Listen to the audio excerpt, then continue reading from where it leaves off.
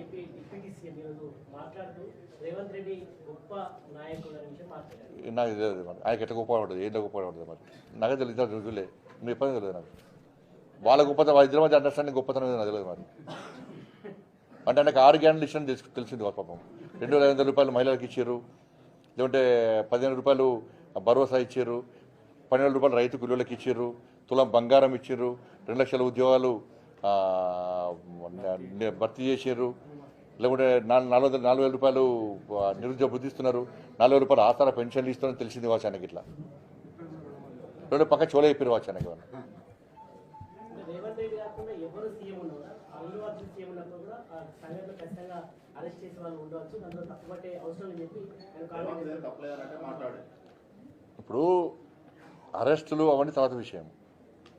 అసెంబ్లీలో 6 గ్యారెంటీల చర్చ జరిగిన అసెంబ్లీలో ఒక వ్యక్తిని వ్యక్తిగతంగా ఆయన గురించి గంట సేపు మాట్లాడాల్సిన అవసరం ఏమొచ్చింది అన్న. అరెస్ట్ అయిపోయింది, జైలుకి పోయింది, వచ్చేసింది, అయిపోయింది, ఇష్యూ క్లోజ్. అంతే, 6 గ్యారెంటీ డైవర్ట్ చేయడానికే. ఇప్పుడు ఏమైనా చర్చ ఏమైంది అసెంబ్లీలో? దేని చర్చ జరిగిందంటే అల్లు అర్జున్ చర్చ జరిగిందని ప్రజలు చెప్పుకునే పరిస్థితి వచ్చింది. వాళ్ళు ఆ చర్చ అవసరమా అని మేము అంటున్నాం. ప్రజా సమస్యలు ఉన్నాయి, అసెంబ్లీ దేనికోసం మాట్లాడుతున్నారు ఇవాళ? ఇష్యూ అయిపోయింది, క్లోజ్ అయిపోయింది, ఇష్యూ క్లోజ్ అయిపోయింది. అరెస్ట్ చేశారు, జైలుకి పోయారు, జైలుకి వచ్చారు. ప్రభుత్వం చట్టం తన పని తాను చేసుకుని చెప్పి ముఖ్యమంత్రి చెప్పిండు, చట్టం తన పని తాను చేసుకున్నది అయిపోయింది. మళ్ళీ ఆ చట్టం గురించి ఈయనది మాట్లాడారు అసెంబ్లీలో అంటున్నా. అంత అవసరం ఏమొచ్చింది?